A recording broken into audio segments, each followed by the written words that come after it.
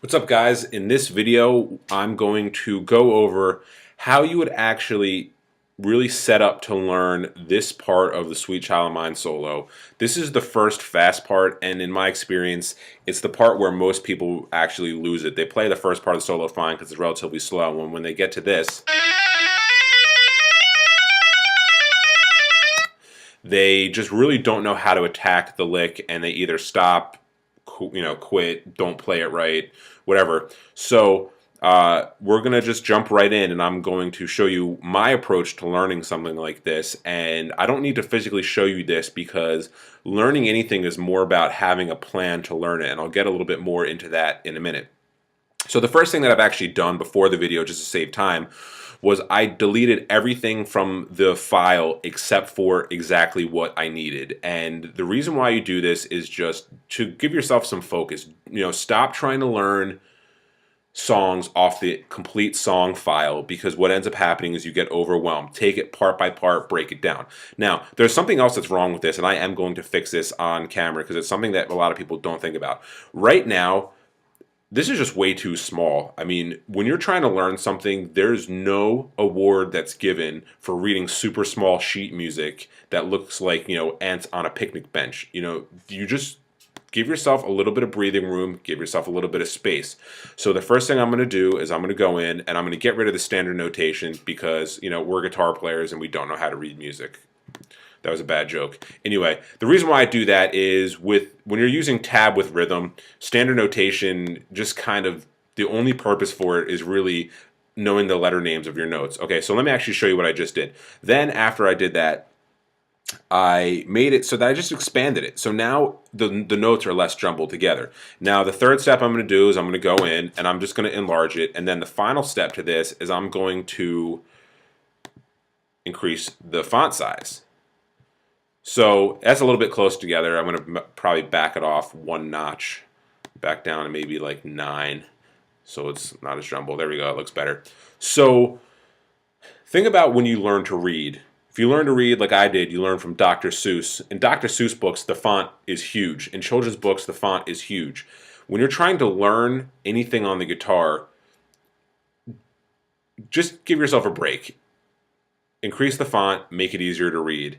It's not a rule. Yeah, I understand if you're experienced, you don't need that. I don't really need it, but it's just something I like to do because when you see all this other stuff, just to give an example, I'll add the standard notation back in real quick. Your brain, when it's looking at this, it sees everything.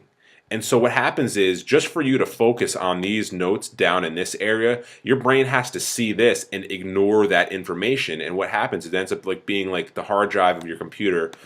When you have 5 different programs open, your computer is having to work harder to run those 5 programs at once than it would to run one program, and then it starts glitching on certain programs because you're overworking. It's the same thing. Get rid of anything you don't need to see, and it'll allow your brain to not be running on overdrive and to focus only on exactly what you need to see. So now, point number 2. A lot of people think, yeah, if I have the tab, I'll just go online and learn it, and I just learn it. And then, but the thing is, these same people that say that can't play everything that they want to play. And a lot of the reason that I found is that before they learn something, they don't actually plan out exactly how they're going to learn it. The big misconception among a lot of guitarists is that the tabs, the fret numbers, and the strings are how you play it. And that is flat out not true. How you play it is the fingers and the picking that you use. The tabs are what you play, and these are both crucial parts. You need the what, of course. You have to know, 8th fret, 9th fret, 3rd string, whatever. You have to know that, but you also really want to think about how you're going to pick each note and what finger you're going to use. That way, when you mess up, you can start asking yourself questions like, did I use the right finger? Did I pick the note the right way? And you also just have a solid plan for exactly how you're trying to play it. So the first thing that we're going to do is we're going to go in and we are going to add the picking. Now, I like to start most things on downstrokes. There's no rule of how you're supposed to start. A lot of guys will use different ways. It really matters only depending on what you're trying to play. What I look for is I look for ways that work or ways that don't work. And the way I'm going to show you in this video is a way that I know works because this is exactly how I play it. So the first note's going to be down. Oops. The first note is going to be a down. The second note is going to be an up. The reason why this is an up is because these are 16th notes. 16th notes are fast, and you need to play that note as an up if you want to play it in time. Now, because this note is an up and this is two consecutive 16th notes, that's actually a 16th note triplet, this note's going to be a down. Now, you get this interesting situation here. It's hammer on pull off, and whenever you have one or more notes that you don't pick, it always leaves the option open for how you're going to pick the next note, because when you have space, it gives you options. So for this purpose, we're going to play this note as a down. And the reason why is it creates a string of picking leading onto this that is easier to follow and makes a little bit more sense. So when I'm deciding the picking for this, I'm already thinking about these next notes that I'm going to play and how picking this note will affect every other single note here. So because this is going to be down, I'm going to play this as an up. I'm going to play this as a down. I'm going to play this as an up. We just have straight alternate picking here. And then, again, this note is picked as well, this 8 right here. And so I'm going to pick this as a down. Now we have a pull-off. The way that I treat pull-offs is that I treat them as if I would have picked the note. So if I pick that note, it would be an up, but I don't. But because I treat this like I'm picking it as an up, this is a down. Now this note here, because I'm treating it like I pick it as an up, because it's pull-off, would be an up. So now this note's a down. Now what you have here is this sequence. You have 3 consecutive pick notes and then a slide. So we're going to go down, up, down, and then this is a slide, no pick stroke. Now because if you did pick that this would be an up, we're going to pretend that we picked it and this is a down, and then you have that same thing here. You have your 1, 2, 3, the 11, 12, 14, 3 consecutive notes. So you're going to go down, up, down, slide to this note, then same deal. You have 3 consecutive pick notes, down, up, down, and then you have this situation. If you pick this, it would be an up. If you pick this, it would be down. If you pick this, well, you do pick that, so it's going to be an up. So down, up. Now, this here, up, consecutive 16th note, down. This would be an up if it wasn't a pull off. So we're going to pretend we picked that, but we don't. And then this is a down. Now we're going to use something that we used before. We have 16th note triplet, and then that. And then 3 16th note triplets, and then a 16th note. So we're just going to use the same picking we use here, because your hand does not like to do things 10,000 different ways. Your hand wants to do things one way and stick to that. And this is going to feel similar to your hand as this will, so we're going to pick it the same way. And then we're going to play up here and then down there. So this is the picking for this. Now, somebody might watch this video and say, well, you don't have to do it like that. And yeah, you don't have to do it like that. I'll repeat myself again. All I'm showing you is the way that I do it, number one, in a way that I can guarantee that actually works. Because if you set out to pick something and you don't know if the way you're trying to pick it actually works, you're going to end up wasting a lot of time trying a way that you're going to have to switch in the long run. So that's why I'm just showing you in this video the way that I pick it and how it definitely works. Now let's get right into entering the fingers.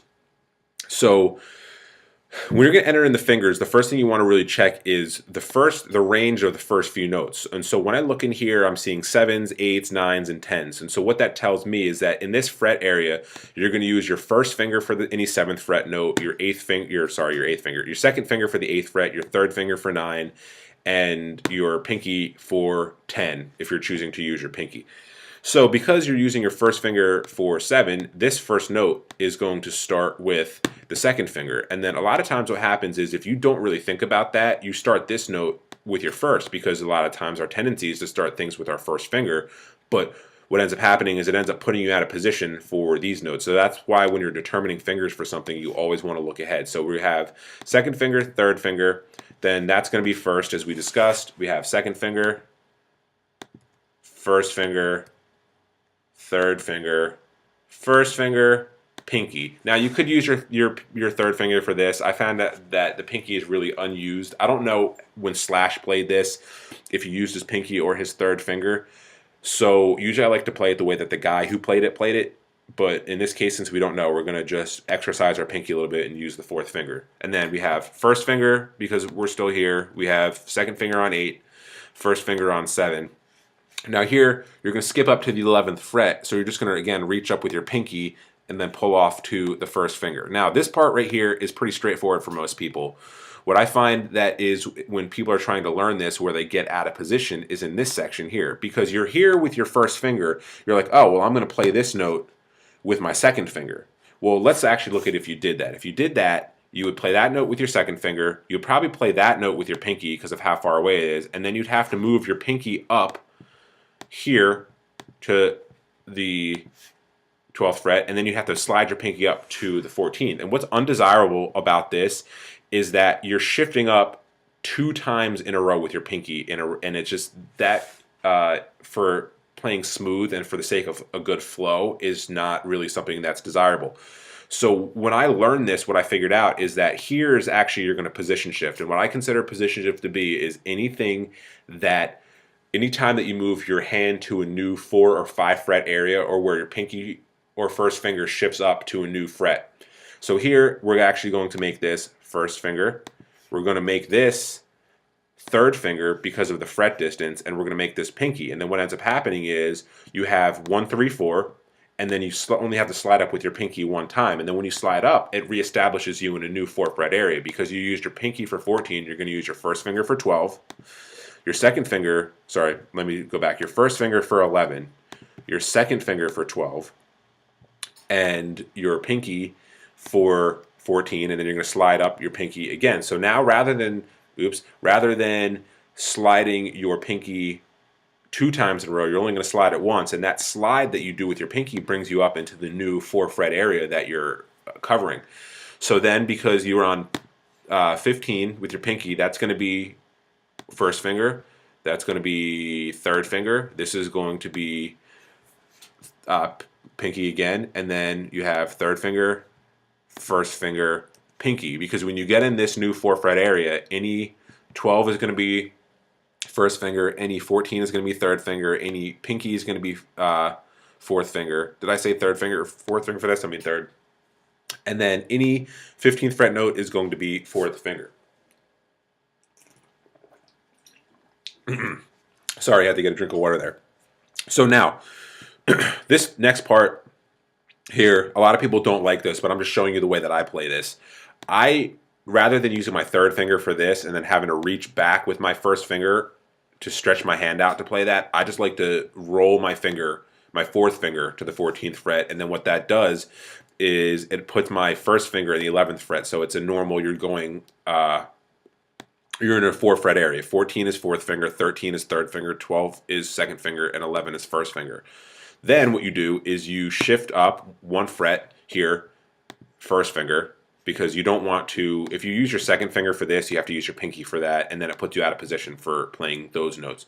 So you shift up there, then you add third finger for 14, first finger for 12, then you do, I like to use my fourth finger here for the sake of speed, and then first finger here, and then because I'm bending now, and to set me up for the next part, I actually use my third finger there.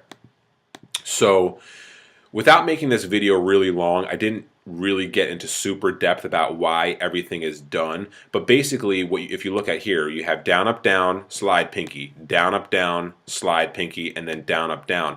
And what that does is it just creates a flow and a logical way for your fingers to move through so that you can move through quickly, easily, with not as much effort.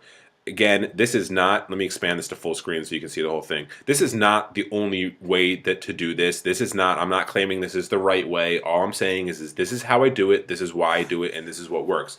So hopefully you guys got a lot out of this lesson. You can go try to play this now, and good luck. Thanks for watching.